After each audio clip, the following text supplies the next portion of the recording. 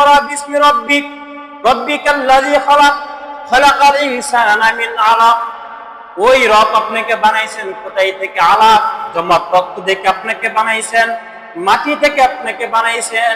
যে রব আপনাকে মাটি থেকে বানাইলো, রক্ত থেকে বানাইলো, হাড্ডি মাংস করা মানুষ আপনাকে বানাইলো, ওই রবের নামে আপনি দুনিয়ার শিক্ষার ব্যবস্থা চালু করে দেন। তার মানে হলো বান্দা যদি নিজেকে নিয়ে চিন্তা করে আমি কি ছিলাম, আমি কি হয়েছি, তাহলে রবকে চেনা সম্ভব। আমি দুনিয়ার ভিতরে এক সময় ছিলাম না, এখন আছি, এক সময় থাকবো না। এই দুনিয়ার ভিতরে আমার সামান্য সময় বসবাস করাটা হলো রবের জন্য গোলামি করা, আল্লাহর জন্য গোলামি করে যাওয়া।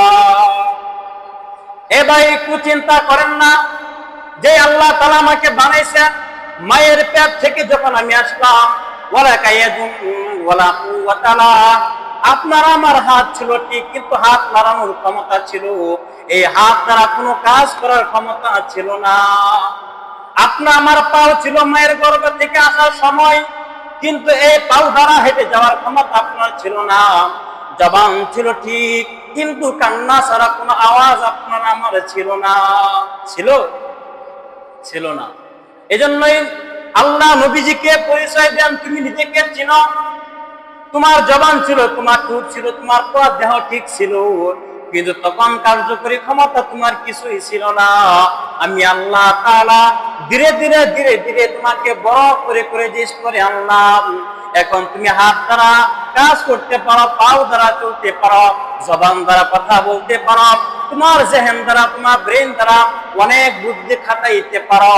এই সবগুলো যে রব তোমাকে দিল, তিনি হলেন তোমার আল্লাহ সুবহানাল্লাহ।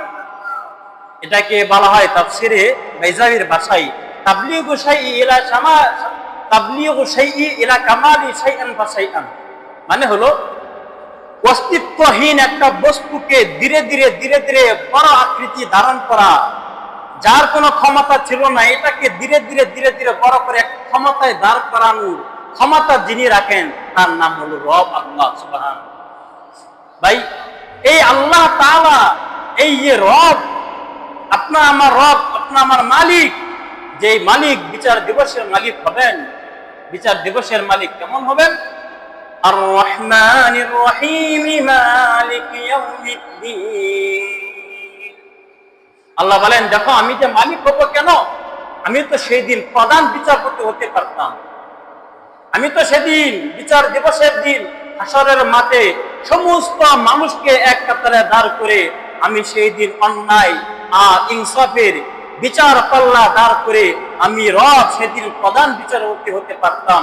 কিন্তু আমি প্রধান বিচারপতি চেয়ারে বসবো না, আমি মালিকের চেয়ারে বসবো। সুবহানাল্লাহ। মালিকের চেয়ারে কেন বসবো জানো?